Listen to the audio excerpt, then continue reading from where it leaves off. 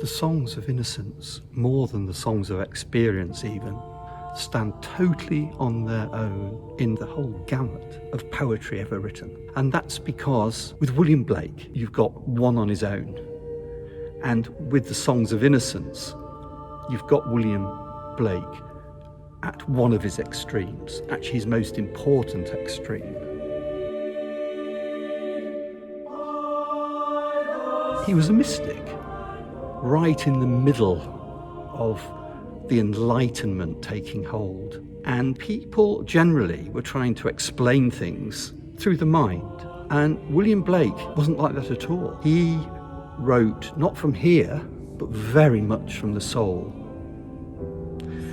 And I think it's that has always drawn me to him, and particularly to these poems, because that's how I work as well.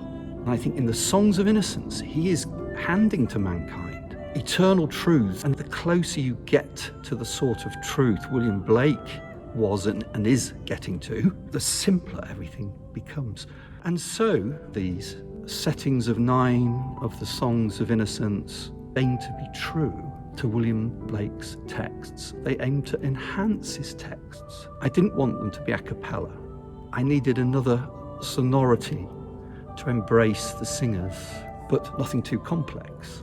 And the piano is a very honest instrument, simple, pure, true.